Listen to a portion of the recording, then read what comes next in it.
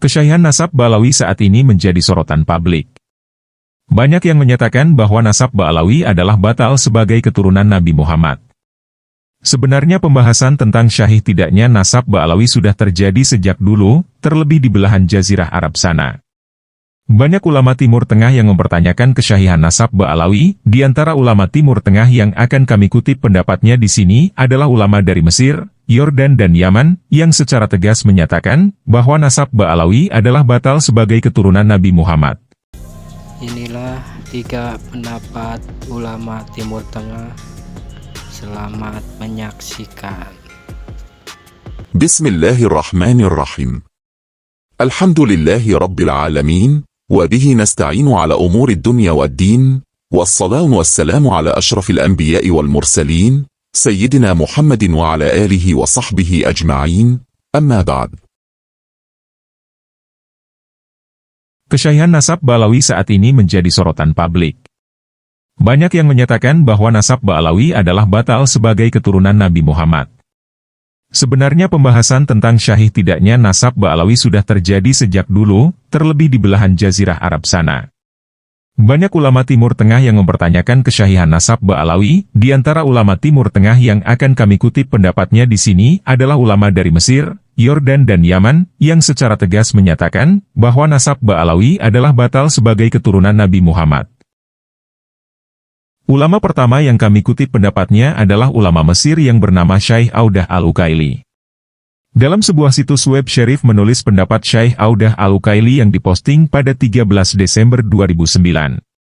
Dalam tulisan tersebut dijelaskan beberapa keluarga yang menasabkan diri mereka sebagai keturunan Nabi.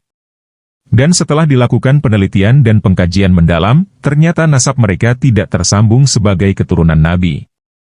Di antara keluarga yang dicantumkan dalam tulisan tersebut adalah keluarga Al-Ahdal, keluarga Al-Sufyan, keluarga Ba'alawi, dan keluarga Nahari.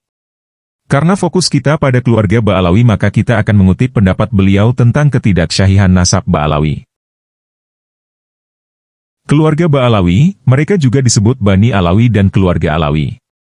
Mereka tinggal di Yaman, dan bernasab kepada Alawi bin Ubaidillah, bin Ahmad, bin Isa, bin Muhammad, bin Ali Al-Uraidihi, bin Imam Ja'far Al-Sadiq. Al-Fahru Al-Razi mengatakan dalam kitabnya Al-Syajarah Al-Mubarakah, bahwa Ahmad bin Isa memiliki 3 putra, yaitu Muhammad, Ali dan Husain. Dia tidak memiliki seorang putra bernama Ubaidillah.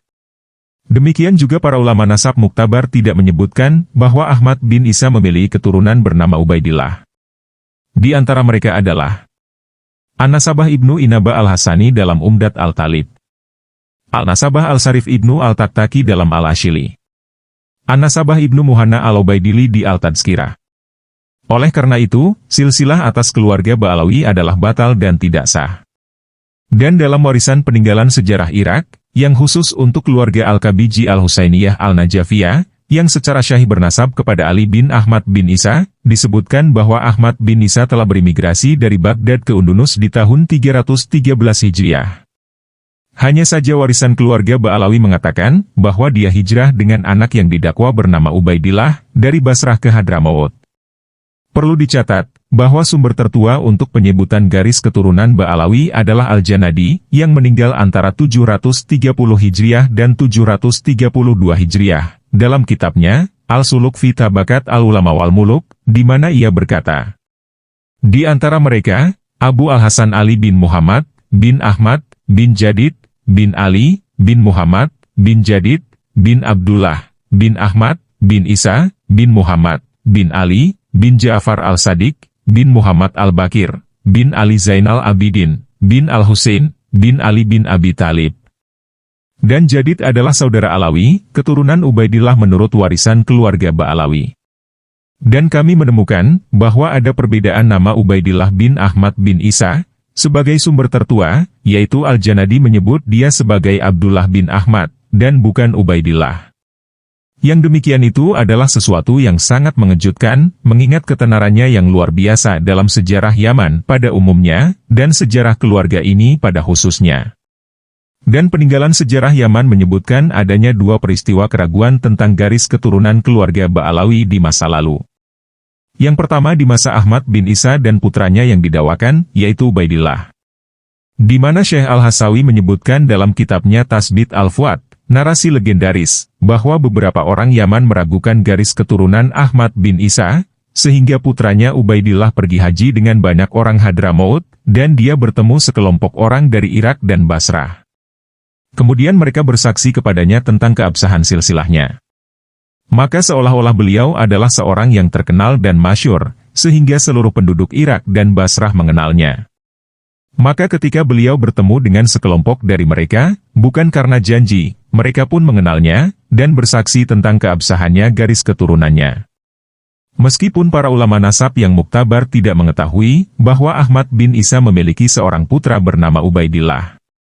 Ahmad bin Isa adalah orang biasa, dan dia tidak ciri yang membedakannya dengan para Alawi pada khususnya, atau di antara orang-orang pada umumnya, sejauh semua orang Irak dan Basrah mengenalnya secara khusus.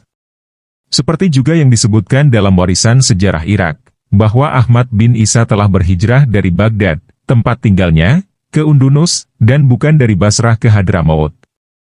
Perjalanannya ke Undunus melalui laut, mengharuskan kehadirannya di Basrah selama beberapa hari, sebelum menaiki kapal yang membawanya ke Undunus, yang merupakan masa yang tidak cukup bagi seluruh masyarakat Basrah untuk mengenalnya. Adapun peristiwa keraguan kedua, seperti yang diriwayatkan oleh Abu Mahromah dalam tarikhnya, Kalait An-Nahr, di mana dia berkata, dan ketika Ahmad bin Isa yang disebutkan di atas dan orang-orang yang bersamanya datang ke Hadramaut, dan mengklaim garis keturunan yang terhormat, orang-orang Hadramaut mengakui keutamaan mereka dan tidak mengingkari mereka.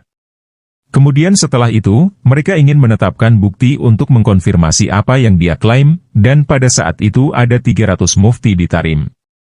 Al-Ghamam Muhaddis Ali bin Ahmad bin Abi Jadid, melakukan perjalanan ke Basrah, dan meminta penetapan nasabnya kepada Hakim Basrah, dan menyaksikan atas kesaksian Hakim tersebut sekitar 100 saksi yang ingin melakukan perjalanan haji, dan para jamaah haji dari Hadramaut mengawasi saksi-saksi itu. Jadi ketika mereka kembali ke Hadramaut dan menyatakan kesaksian atas apa yang telah mereka lihat, maka orang-orang mengakui bahwa mereka memiliki nasab yang mulai, dan mengakui kebajikan dan layanan mereka, dan para ulama dan orang-orang saleh berkumpul di situ. Teks ini menimbulkan beberapa pertanyaan, antara lain.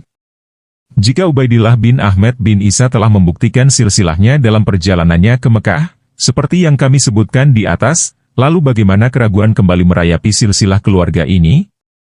Ini berarti bahwa apa yang keluarga Ba'alawi ceritakan dalam warisannya, bahwa Ubaidillah bin Ahmad bin Isa membuktikan keabsahan garis keturunannya dalam perjalanannya ke Mekah, jauh dari klaim yang benar.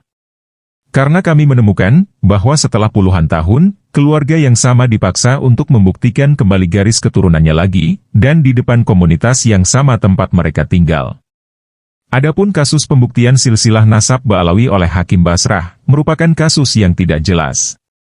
Karena bagaimana Hakim Basrah mengetahui silsilah nasab mereka, padahal keluarga Ahmad bin Isa yang berada di Irak dan Syam, tidak mengetahui bahwa ada putra Ahmad bin Isa ada yang bernama Ubaidillah atau Abdullah, seperti dalam riwayat sebelumnya.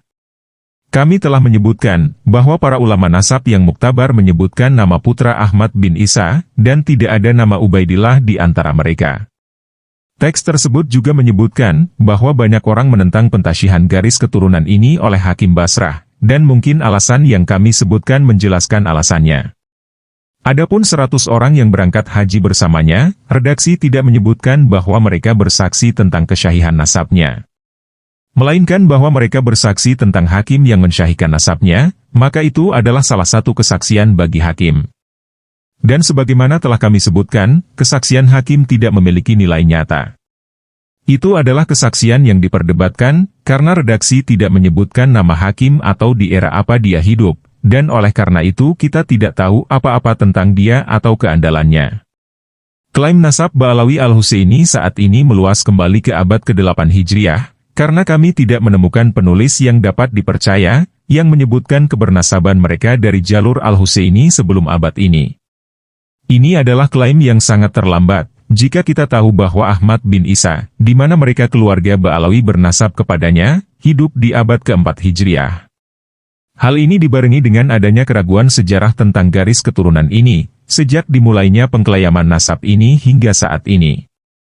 Dan kami sebelumnya telah memauqufkan nasab ini untuk hal-hal yang bersifat dugaan. Akan tetapi setelah meninjau secara mendalam ucapan-ucapan dan bukti-bukti dari pihak-pihak yang membuktikan silsilah Ba'alawi, dan ucapan-ucapan dari pihak-pihak yang menolaknya, kami menemukan bahwa yang paling kuat dan terjauh dari dugaan dan yang paling dekat dengan pendekatan para ulama nasab terdahulu, adalah pernyataan ketidakabsahan dan batalnya silsilah nasab ini. Adapun ulama kedua yang menolak keabsahan nasab Ba'alawi sebagai keturunan Nabi, adalah ulama dari Yordan yang bernama Syekh Murad Syukri. Dalam sebuah situs Al-Shibami yang diposting pada tanggal 12 Juli 2008, beliau menuliskan beberapa alasan mengapa nasab Ba'alawi tertolak sebagai keturunan Nabi Muhammad. Berikut adalah kutipan dari tulisan beliau. Keluarga Al-Saqqaf bernasab kepada keluarga Alawi, dan salah satu putra Alawi, yakni Muhammad bin Ahmad Al-Shatiri, menulis sebuah kitab berjudul Al-Muqjam Al-Latif, di mana dia menyebutkan klan keluarga Alawi, dan dia menyebutkan pilar garis keturunan bagi mereka. Dia mengatakan halaman 42. Sekarang saya akan menyebutkan nasab Syahid Mirbad kepada Imam Ali bin Abi Thalib dan Fatimah putri Rasulullah. Dia adalah Imam Muhammad bin Ali Halikasam, bin Alawi, bin Muhammad, bin Alawi, bin Ubaidillah, bin Ahmad Al-Muhajir, bin Isa Al-Nakib, bin Muhammad, bin Ali Al-Uraidi, bin Ja'far Al-Sadiq, bin Muhammad Al-Bakir, bin Ali, bin Al-Husain, bin Ali bin Abi Thalib. Murad berkata, silsilah ini dilegalkan oleh penulis Al-Muqjam Al-Latif, dan ini adalah nasab palsu karena beberapa alasan. Alasan pertama, Allamah Ibnu Abi Inaba menyebutkan dalam kitabnya, Umdat Al-Talib fi Ansab Abi Thalib, yaitu kitab yang dijelaskan oleh penulisnya dengan mengatakan, halaman 128, Majmu'ah Al-Rasail Al-Kamaliyah. Kegugupan telah menggerakkan saya dan jiwa yang bangga memotivasi saya untuk menulis kitab mengenai nasab keturunan Abi Thalib, yang menggabungkan cabang dan asal-usul, dan memasukkan rimpang ke ekor, dan memudahkan orang-orang memahami pengetahuan ini dan menyelidikinya, dan tidaklah meninggalkan manfaatnya, kecil atau besar, tanpa menyebutkannya. Seperti yang Anda lihat, penulis bermaksud untuk memahamkan dalam bukunya, dan mengikuti para syarif Alawi di mana mereka berada, dan dia menyebutkan halaman 253 dengan judul, Adapun Muhammad bin Ali Al-Uraidi, dia adalah Abu Abdullah. Saya berkata, dia adalah salah satu leluhur dari silsilah nasab Bani Alawi. Dan Ibnu Abi Inaba telah memisahkan putra-putranya dan rumah-rumah yang berasal darinya, dan dia tidak pernah menyebutkan silsilah nasab yang disebutkan Bani Alawi, baik berdasarkan itu atau mengomentarinya. Biarkan orang ahli melihat ke sana untuk mereka yang memiliki dua mata. Alasan kedua, dengan asumsi bahwa Ibnu Abi Inaba ketinggalan mengetahui Syarif X, maka Raja Yaman yang brilian, dan maksud saya Yaman di sini, Sana, X dan Dhofar, termasuk Mirbad daerahnya Ba'alawi, atau Bani Alawi, disebutkan dalam kitabnya, Tarfah Al-Ashab fi Makrifat Al-Ansab, secara rinci dan mencatat semua bangsawan Yaman. Dia berkata, halaman 113. Semua silsilah nasab para syarif di Hijaz dan Syam serta di antara kedua daerah itu, berada dalam wilayah kerja Yaman. Dan raja ini adalah Umar bin Rasul, yang wafat pada tahun 696 Hijriah. Dan masa ini adalah masa di mana putra dan cucu Muhammad Mirbad tersebar luas, sehingga tidak mungkin untuk tidak mengetahui mereka, jika mereka adalah para syarif. Terutama atas raja yang brilian, yang mereka berada di bawah pemerintahannya, yang digambarkan sebagai orang yang brilian dan berpengetahuan luas. Dia memberikan pernyataan yang memuaskan, dan dia adalah raja dari provinsi-provinsi, mengetahui apa yang ada di dalamnya, dan dia adalah seorang ulama yang dikenal karena kecerdikannya. Selain itu, kemasyhuran garis keturunan Bani Hashim sudah dikenal masyarakat luas, apalagi raja-raja di kalangan ulama. Akan tetapi Ibnu Rasul menegaskan, bahwa tidak ada satupun Syarif Husani di seluruh Yaman. Sebaliknya, mereka semua adalah para Syarif Hasani, seperti yang telah dia perincikan di Tarfah Al-Ashab, dengan detail yang memuaskan. Dan bukti ini didasarkan pada daftar para Syarif di Yaman pada masa keturunan Muhammad Mirbad, datuk dari Bani Alawi, dari raja seorang ulama ulung yang di bawahnya terletak daerah Bani Alawi. Dan dia tidak menyebutkan mereka, adalah bukti jelas bagi mereka yang melihat, bahwa silsilah Bani Alawi tidak diketahui dalam kesyarifannya, tidak dikenal. Alasan ketiga, mari kita ingat putra-putra Alawi. Setelah pernyataan ini, siapa di antara para imam sezaman yang menyatakan bahwa Muhammad Mirbat dan nenek moyangnya, sebagaimana mereka menyebutkan rantai nasab mereka, yang menyatakan bahwa mereka adalah para Syarif Husani? Yang dimaksud dengan ulama di sini adalah mereka yang sezaman dan senasab sejak awal, seperti ulama abad ke-6, ke-7, dan ke-8. Bukan orang yang menulis pohon silsilah nasabnya di antara mereka, atau mereka yang meniru dalam hal itu, karena orang-orang yang sama ini dituntut untuk membuktikan argumen dan bukti atas apa yang mereka klaim. Jadi renungkan. Sebaliknya, di zaman kita, yaitu abad ke-15, ada orang yang menemukan pohon dari garis keturunan Bani Hashim dan melekatkan diri padanya. Jadi apa yang dikatakan kepada orang seperti itu? Maka wajib untuk mendatangkan redaksi dari para ulama dari abad ke abad, turun-temurun, teks silsilah Bani Hashim, karena dasarnya adalah kemasyhuran dan klarifikasi ahli sejarah dan nasab. Alasan keempat, hadis yang diriwayatkan Ahmad dalam musnadnya, dari hadits Abu Hurairah, Rasulullah, semoga doa dan damai Allah besertanya, mengatakan, suku Arab yang paling cepat punahnya adalah suku Quraisy. Seorang wanita akan segera melewati sebuah sepatu dan mengatakan, ini adalah sepatu Quraisy. Ini adalah hadits syahih dan memiliki syawahid. Dan hadits ini adalah indikasi yang jelas bahwa Quraisy, termasuk Bani Hashim, jumlahnya sangat sedikit, dan siapapun yang melihat para bangsawan X akan menemukan bahwa mereka ada ribuan. Sebaliknya, pengarang Al-Muqjam Al-Latif, yaitu Al-Syatiri, menyebutkan hampir 180 marga. Hingga dia menyebutkan bahwa para syarif menjadi lebih banyak dari orang biasa. Dan ini bertentangan dengan hadis syahih, dan bertentangan dengan keadaan keluarga Alawi yang telah ditetapkan oleh Nabi tanpa ada keraguan. Alasan kelima, tarekat Sufi senang bernasab dengan Fatimah, putri Rasulullah, sampai-sampai kebernasaban sekte-sekte tarekat Sufi diketahui dengan pasti bahwa kebernasaban mereka kepada Nabi, dan putrinya Fatimah dan menantunya, Imam Ali, adalah palsu. Diketahui bahwa membangun nasab dengan cara ini adalah sesuatu yang sangat memalukan untuk disebutkan, kecuali dengan jalan keheranan. Dan ulama ketiga yang membatalkan nasab Ba'alawi sebagai keturunan Nabi, adalah seorang peneliti dari Yaman yang bernama Ahmad Al-Khatib Al-Yamani. Di mana dalam tulisannya yang diposting dalam situs web Al-Mauqi'ah Post pada tanggal 23 Desember 2016. Berikut adalah kutipan dari tulisan beliau. Sebagian besar keluarga yang bernasab kepada Bani Hashim Alawi, menurut Al-Musyajjarah Al-Yamaniyah, dibagi menjadi dua jalur utama, yaitu salah satunya adalah jalur Hasani, yang sebagian besar dalam dua cara. Yang pertama, Al-Qasim Al-Rasi, bin Ibrahim Tabataba, bin Ismail Al-Dibanj, bin Ibrahim Al-Gamar, bin Al-Hasan Al-Musana, bin Al-Hasan, bin Ali bin Abi Talib. Yang kedua, Daud bin Sulaiman, bin Abdullah, bin Musa Al-Jun, bin Abdullah Al-Mahdi, bin Al-Hasan Al-Musana, bin Al-Hasan, bin Ali bin Abi Talib. Dan yang kedua, jalur Husani, sebagian besar melalui Ja'far Al-Shadiq, bin Muhammad Al-Bakir, bin Ali Zainal Abidin, bin Al-Husain, bin Ali bin Abi Talib, dan darinya melalui dua jalur. Yang pertama, Ali Al-Uraidi bin Ja'far Al-Shadiq. Yang kedua, Musa Al-Kadzim bin Ja'far Al-Shadiq. Ali Al-Uraidi. Banyak keluarga Yaman bernasab kepadanya melalui Ahmad bin Isa, bin Muhammad, bin Ali Al-Uraidi, bin Ja'far Al-Shadiq. Dan catatannya, para ulama nasab berbeda pendapat mengenai keturunan Ahmad bin Isa, tetapi mereka semua tidak menyebutkan bahwa di antara anak-anaknya ada yang bernama baik Abdullah maupun Ubaidillah, di mana banyak keluarga Yaman bernasab kepadanya.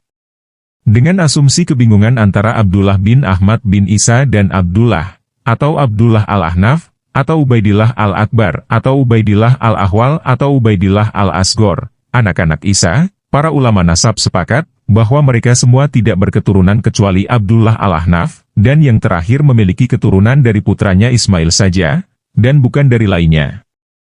Ulama nasab kontemporer pada paruh kedua abad ke-10 Hijriah, yang bernama Muhammad Al-Madani, penulis kitab Tuhfat Al-Talib, dengan rentang perbedaan waktu antara 600-700 tahun, mendapat informasi dari warga Yaman, bahwa Ahmad bin Isa memiliki seorang putra bernama Abdullah.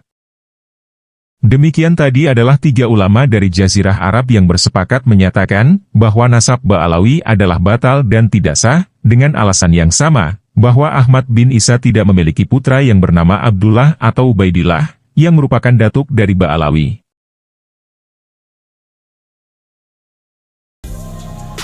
Itulah 3 pendapat ulama Timur Tengah yang masing-masing membatalkan nasab Ba'alawi.